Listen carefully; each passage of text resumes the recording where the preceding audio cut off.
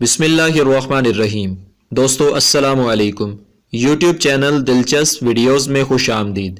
دوستو اگر آپ نے ابھی تک ہمارا چینل سبسکرائب نہیں کیا تو پلیز ہمارا چینل سبسکرائب کریں اور بیل کے بٹن کو لازمی دبائیں تاکہ آپ کو ہماری نئی ویڈیوز سب سے پہلے مل سکیں۔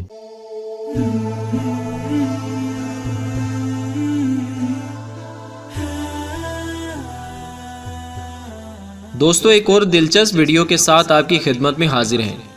آج کی ویڈیو کا موضوع ہے کہ ذبح ہو کر زندہ ہو جانے والے پرندے کون سے تھے اور ان کا ذکر قرآن مجید میں بھی آیا ہے۔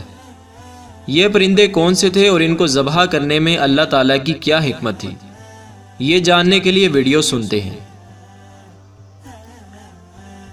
حضرت ابراہیم علیہ السلام نے ایک مرتبہ اللہ تعالیٰ کے دربار میں یہ عرض کیا کہ اے مالک و مولا، تو مجھے دکھا دے کہ تو مردوں کو کس طرح زندہ فرمائے گا۔ تو اللہ تعالیٰ نے فرمایا کہ اے ابراہیم، کیا اس پر تمہارا ایمان نہیں ہے؟ تو آپ نے عرض کیا کہ کیوں نہیں، میں اس پر ایمان تو رکھتا ہوں، لیکن میری تمنا یہ ہے کہ اس منظر کو اپنی آنکھوں سے دیکھ لوں تاکہ میرے دل کو قرار آ جائے۔ تو اللہ تعالیٰ نے فرمایا کہ تم 4 پرندوں کو پالو اور ان کو خوب کھلا پلا کر اچھی طرح ہلا ملا لو، یعنی ان پرندوں سے دوستی کر لو۔ پھر تم انہیں ذبح کر کے اور ان کا قیمہ بنا کر اپنے گرد و نواح کے چند پہاڑوں پر تھوڑا تھوڑا گوشت رکھ دو۔ پھر ان پرندوں کو پکارو تو وہ پرندے زندہ ہو کر دوڑتے ہوئے تمہارے پاس آ جائیں گے اور تم مردوں کے زندہ ہونے کا منظر اپنی آنکھوں سے دیکھ لو گے۔ چنانچہ حضرت ابراہیم علیہ السلام نے ایک مرغ، ایک کبوتر، ایک گدھ اور ایک مور، ان 4 پرندوں کو پالا اور ایک مدت تک ان 4 پرندوں کو کھلا پلا کر خوب دوست بنا لیا۔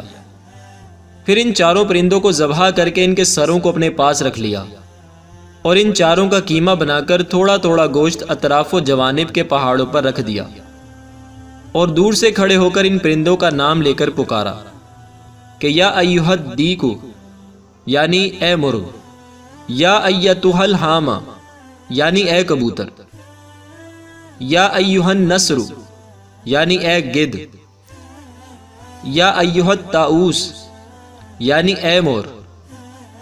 آپ کی پکار پر ایک دم پہاڑوں سے گوشت کا قیمہ اڑنا شروع ہو گیا اور ہر پرندے کا گوشت، پوست، ہڈی پر الگ ہو کر 4 پرند تیار ہو گئے اور وہ 4 پرندے بلا سروں کے دوڑتے ہوئے حضرت ابراہیم علیہ السلام کے پاس آ گئے اور اپنے سروں سے جڑ کر دانہ چگنے لگے اور اپنی اپنی بولیاں بولنے لگے، اور حضرت ابراہیم علیہ السلام نے اپنی آنکھوں سے مردوں کے زندہ ہونے کا منظر دیکھ لیا اور ان کے دل کو اطمینان و قرار بھی مل گیا۔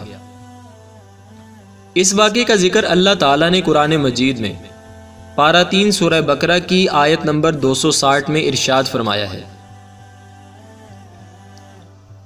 دوستو، بزرگوں نے تصوف کا ایک بہت ہی بہترین نقطہ بیان کیا کہ حضرت ابراہیم علیہ السلام نے 4 پرندوں کو ذبح کیا۔ ان میں سے ہر پرند ایک بری خصلت میں مشہور ہے۔ مثلا مور کو اپنی شکل و صورت کی خوبصورتی پر گھمنڈ رہتا ہے، اور مرغ میں کثرت شہوت کی بری خصلت ہے، اور گدھ میں حرص اور لالچ کی بری عادت ہے، اور کبوتر کو اپنی بلند پروازی اور اونچی اڑان پر غرور و تکبر ہوتا ہے۔ تو ان 4 پرندوں کے ذبح کرنے سے ان 4 خصلتوں کو ذبح کرنے کی طرف اشارہ ہے کہ 4 پرند ذبح کیے گئے تو حضرت ابراہیم علیہ السلام کو مردوں کے زندہ ہونے کا منظر نظر آیا اور ان کے دل میں نور اطمینان کی تجلی ہوئی، جس کی بدولت انہیں نفس مطمئنہ کی دولت مل گئی۔